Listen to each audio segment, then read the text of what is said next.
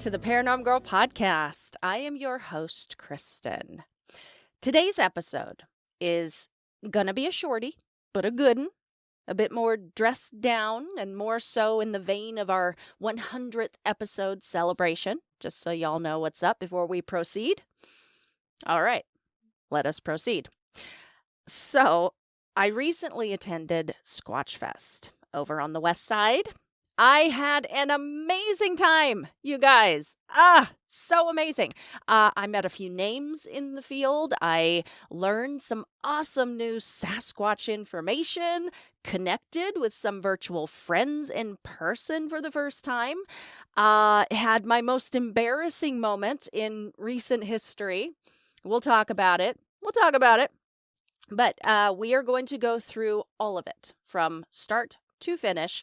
And for my viewing audience, I will also be sharing some pics of the journey as well. So I really hope you guys enjoy this unusual episode, the Paranorm Girls 2024 Squatchfest Report. Our first destination was the North American Bigfoot Museum in Boring, Oregon, owned by Cliff Barrickman. This place, I don't know what I was expecting, but it wasn't this. Not that I was expecting anything bad, but you guys, this museum is a museum. Like, it's just put together so well. The walls are covered in information placards and pictures and newspaper clippings. There are plaster casts to examine. Giant Bigfoot as soon as you walk in. His name is Murphy. And he is terrifying, by the way. Like, he dwarfs the tallest person in the room. And if Murphy is at all close to what people are describing them encountering out in the woods, holy heck. Tell me again how the witness should have taken a non-shaky photo as they are literally soiling themselves in this creature's presence.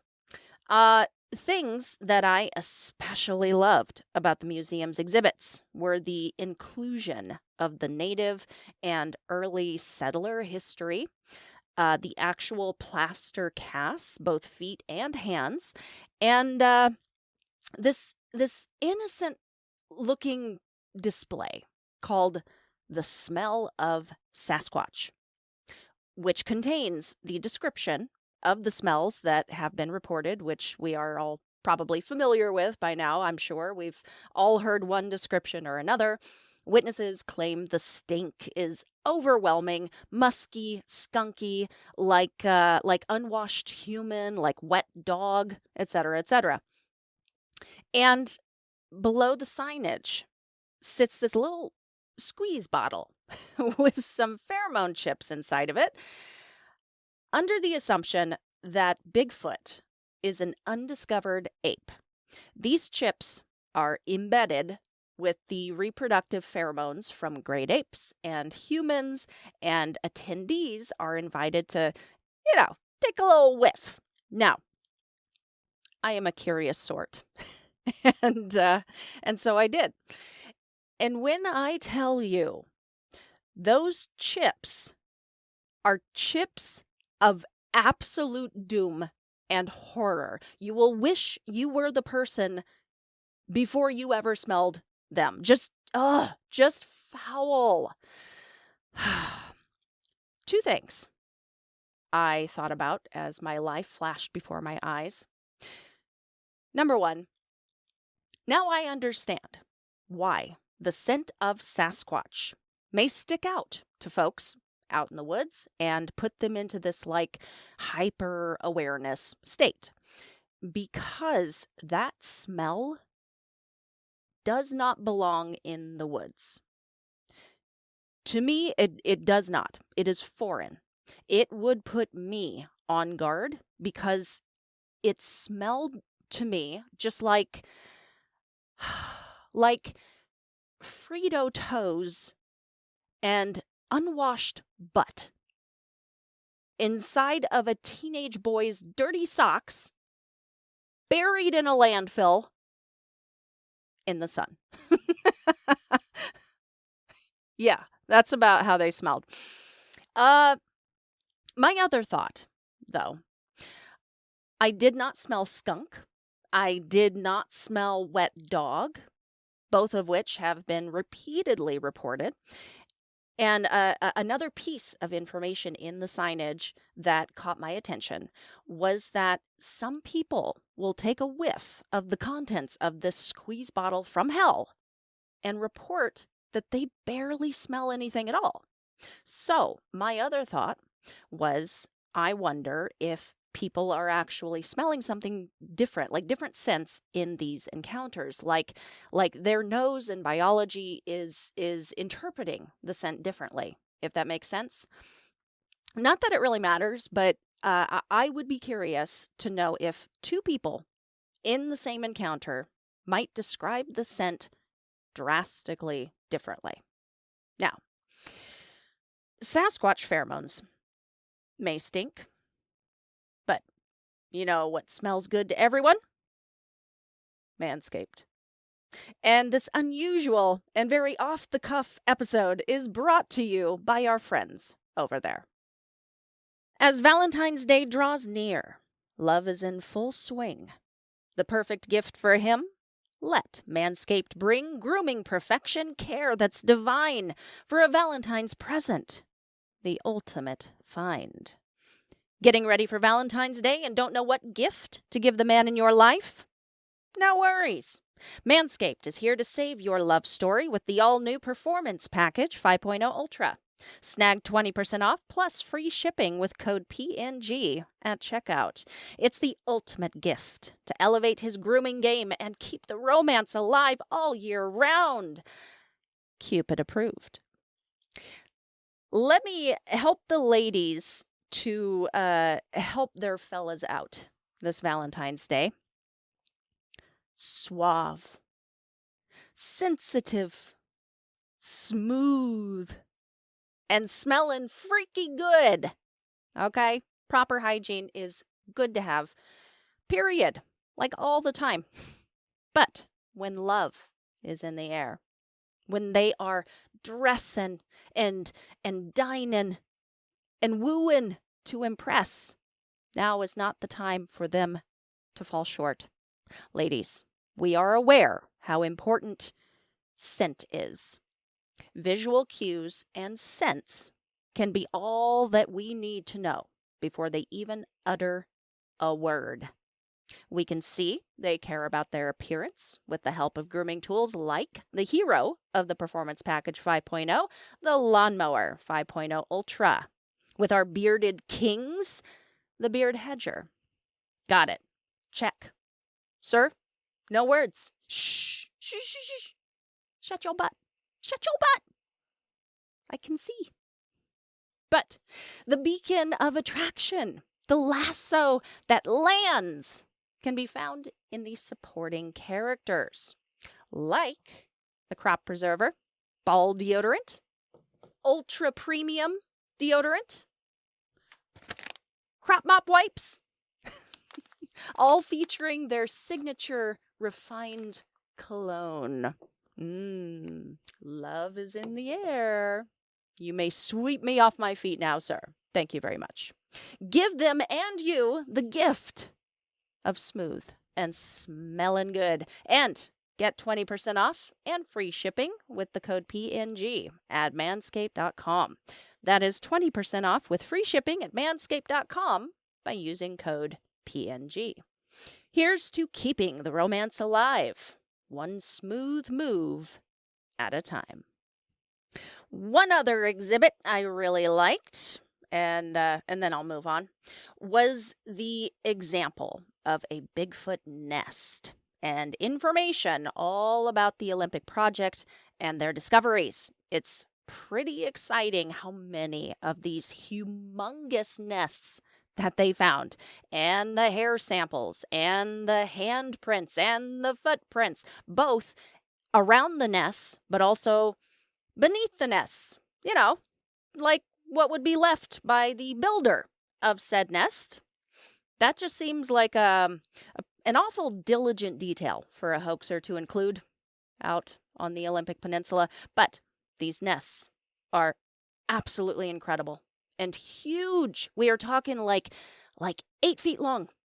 And they are not some mad dash attempt at a temporary bed. These things are intricate with sticks and brush woven together in such a way that only an owner of either a beak and bird feet or flexing fingers and a thumb could do.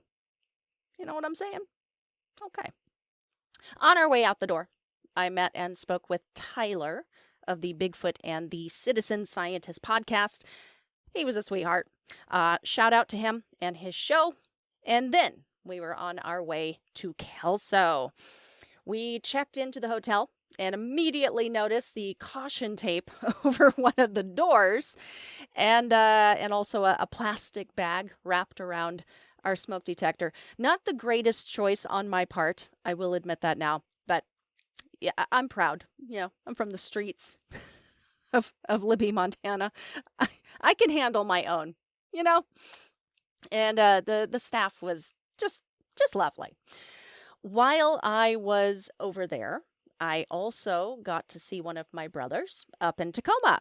I have not seen him in years, so I caught up with him and his wife, and I only bring this up because, quite randomly, we started talking about Bigfoot, and they told me something that I have never heard before.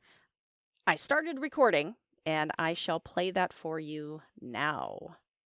I don't have a question. All right, Allison, tell me about the owl again. So there's a specific owl that will warn Bigfoot when you enter the woods if he's nearby that there are people coming. And that will let Bigfoot know. So if you hear that owl, you know the Bigfoot is near. That is so incredibly interesting because I've heard multiple stories already of like when people are just out like looking for Bigfoot or they're doing calls or whatever, like they're on an expedition, they'll often talk about, no, we heard other animals and we're hearing a lot of owls and like, you can tell like the difference. So they know it's not Bigfoot, but they like owl comes up a lot. In regards to these Sasquatch stories, but also like in regards to the paranormal in general, and like the owl as a character in Native American history is really like it's such a powerful part of that too. I don't know, man. I think it's all tied together. If it's not the eagle. No, it was, and I wish I could remember what kind of owl it was. Plus, they're supposed to smell really bad. Sasquatch. Yeah, not for get that a bathing. Yeah. At Cliff Bergman's museum that we were at yesterday, he has a little like exhibit there with a little squeezy bottle like you would just find at a picnic, like for ketchup. And they put the chips in there that's supposed to like attract Bigfoot. Like some investigators can take them out there because it's supposed to smell like really, really good to them, like their pheromones. And you can squeeze it a little bit and smell it, and it's supposed to be kind of similar to what the smell of Sasquatch. Dude, you have never smelled something so foul. That's what I've heard. It's the worst smell ever. But it was awful. Maybe.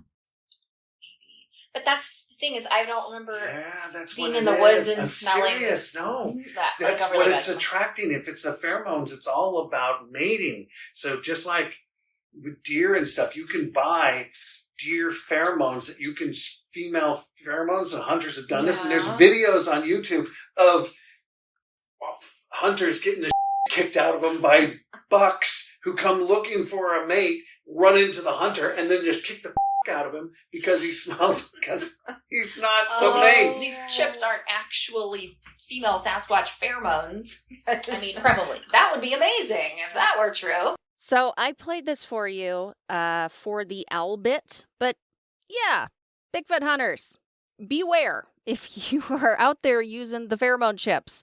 Can you imagine attracting a male Sasquatch raring to go, and he shows up to find little old you?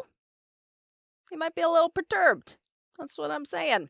But as to this owl connection, who has heard of this? Who out there has heard of this? I would love to speak with you.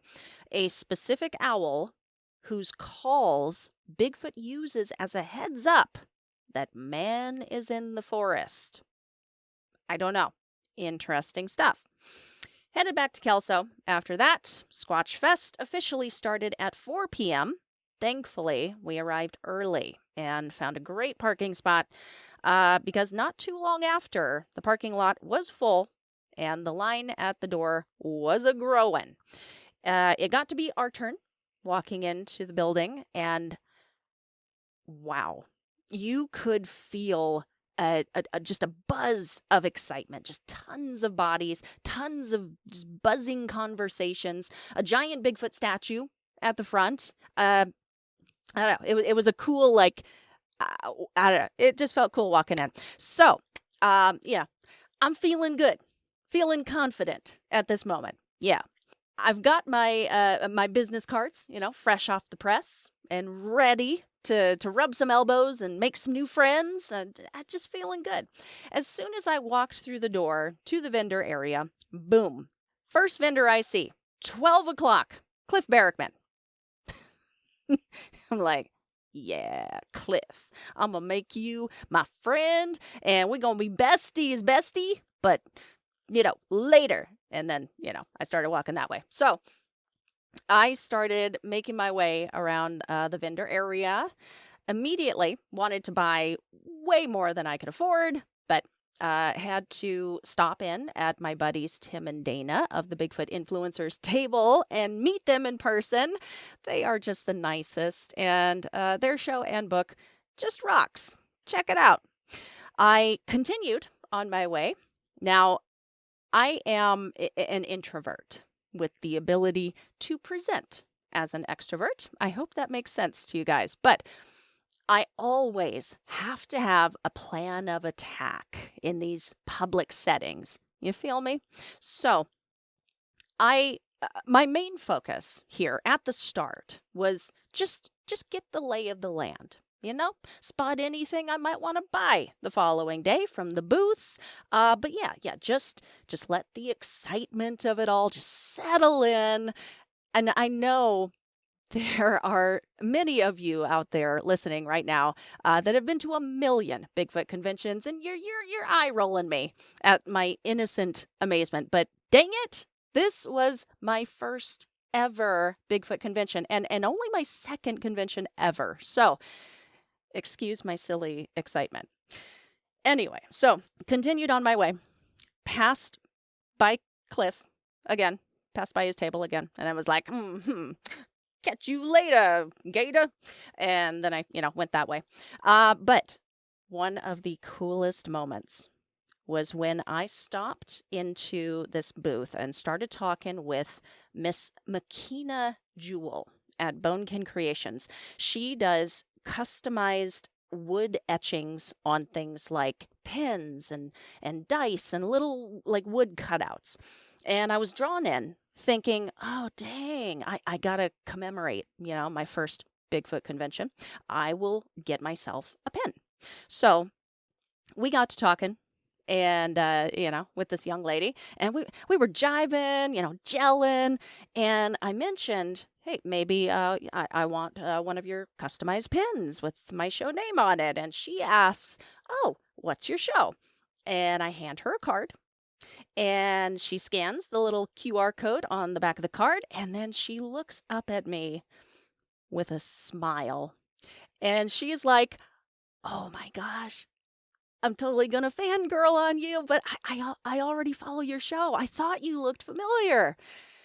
You guys, I was recognized out in the wild. I was beside myself with just stupid glee. So I ordered the pen, and it was ready for me bright and early the following morning, and it's just awesome.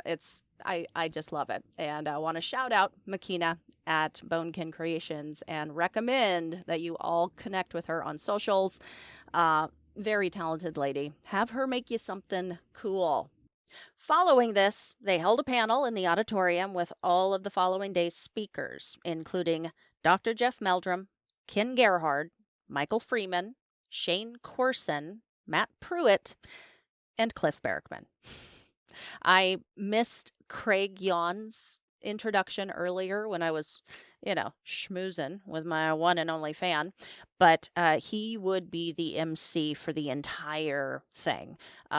He was just a presence the entire time. So that was day one. Second day, the following day, I knew going in it was going to be just jam-packed, full of speakers and food trucks and beer tasting. Okay. They had a beer tasting tent with live music playing like all the time. Just rad. It was so rad. And I'm a fan of my, my specialty brews, my IPAs. I know. Gross, right? So first thing this morning, I headed into Dr. Meldrum's talk. It was outstanding, of course. What a great way to start this day. During his lecture, he had just really thorough, like, this look through the distribution and density of Sasquatch and the comparisons of diet and environment to, like, bears in the state of Washington. He also put up some pictures of some sexy bits of monkeys and stuff. That was a whole other thing. But let's talk about this population thing. So I just thought he made a really good case for the population numbers that he arrived at. And interestingly, he applied the ratio math that he was using for Washington on a bunch of other states and would come up with the same Sasquatch to bear ratio of 1 to 100, and making their population for the state of Washington very, very low, but the minimum viable population. And he made a really good case as to why the Sasquatch can continue on and thrive with such low numbers due to their low genetic load and less genetic impact due to inbreeding. It's happening.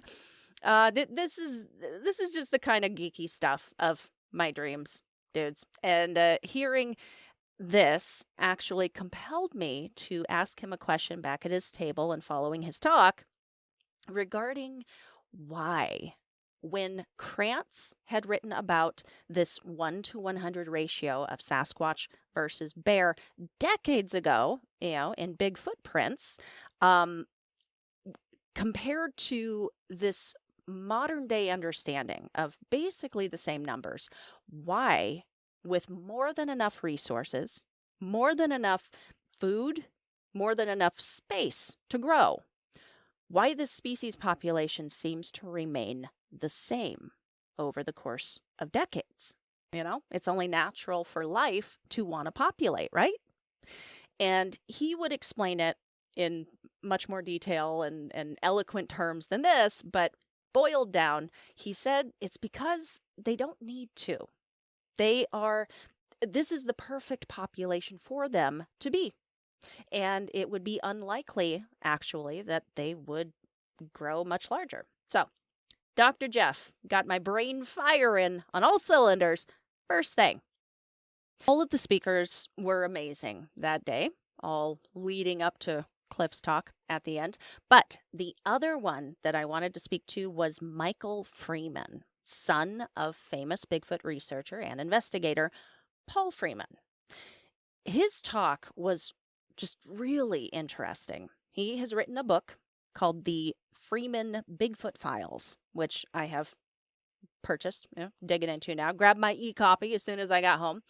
But basically, his talk was like both an intimate look at his dad and like his personal memories of those days, but also he would go through his well-known evidence, including photos and videos. He showed the famous capture, there he goes, that video. And I have watched it before a lot. There is just something so genuine about this capture, and I have felt that since the first time that I saw it. But if I hadn't already been of that opinion before Michael's talk, I certainly would have been following. As a matter of fact, my sister, who accompanied me on this journey, walked into the convention skeptical and just not sure what she thought about the whole subject, and walked out quite a bit more friendly to the existence of Sasquatch thanks to Michael's lecture. One moment that just threw me was when he played the second part of that video, and I had heard other people talking about this. Oh, there's a baby Sasquatch in there. Doug Hychek had noticed it 8 years after Paul Freeman had shot it. Paul hadn't seen the baby when he was there, when he watched the video following, and neither did anyone else that he showed in the years following. Fast forward 8 years, Doug's sitting there watching this thing on repeat and suddenly goes, "Hold up, what is that?" You guys, I was in the front row watching this video replay on the big screen, and it finally clicked. I finally saw it.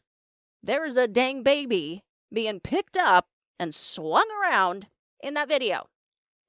That's absolutely what it looks like.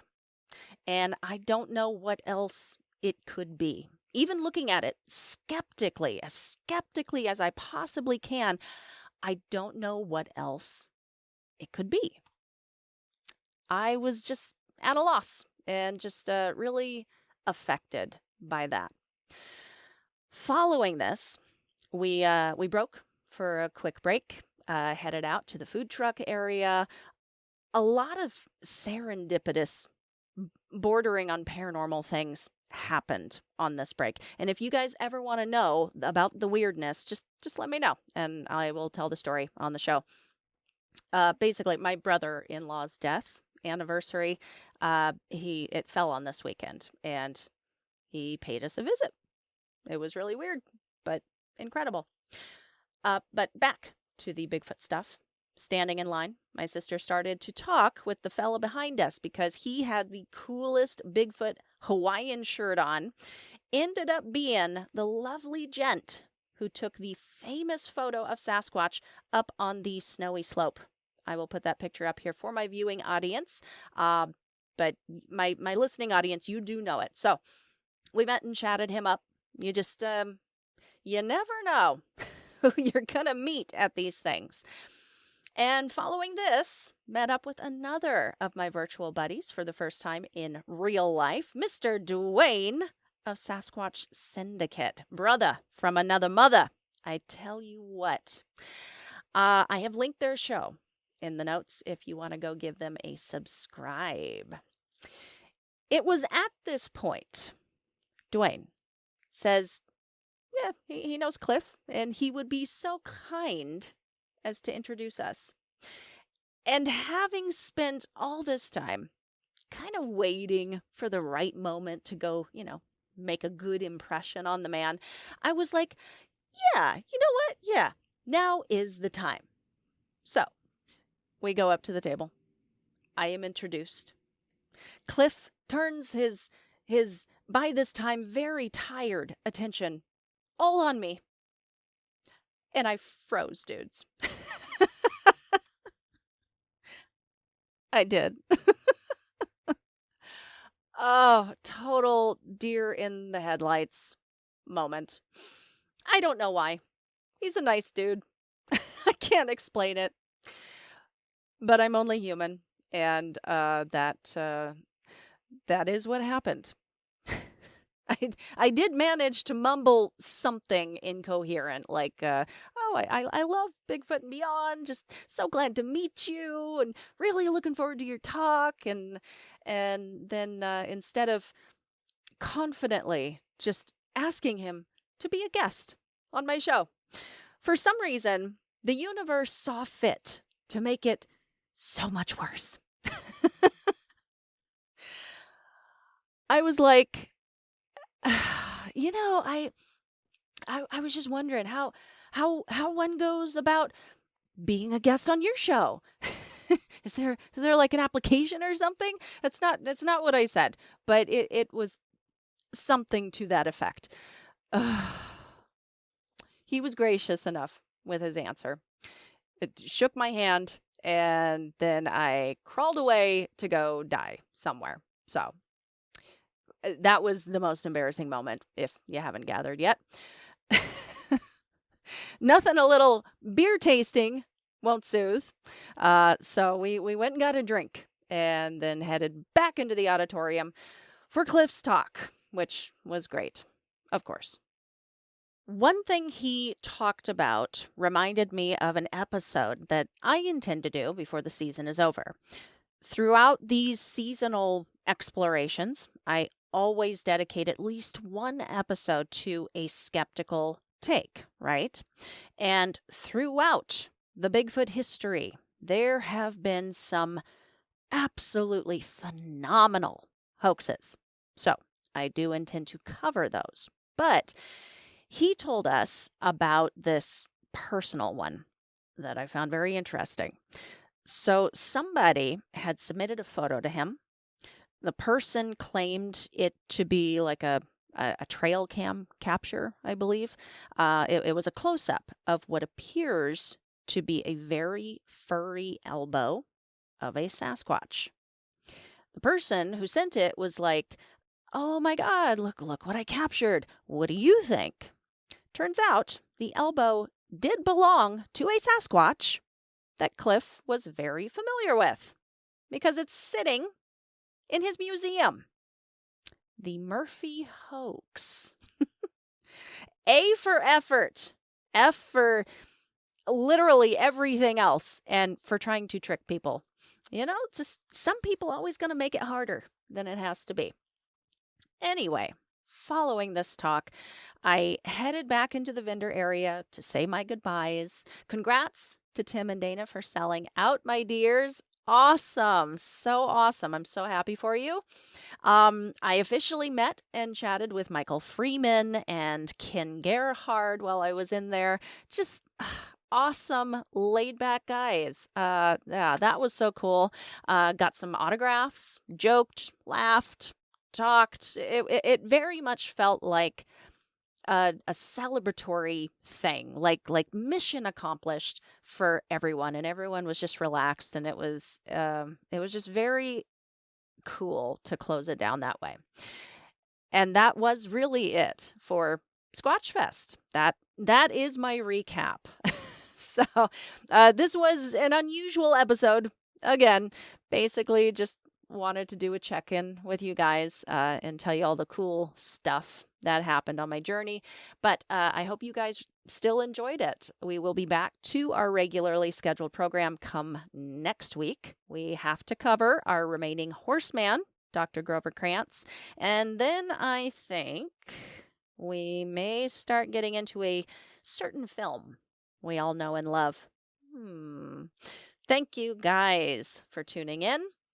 Be sure you follow the show on the socials at Paranorm Girl Pod for updates and announcements.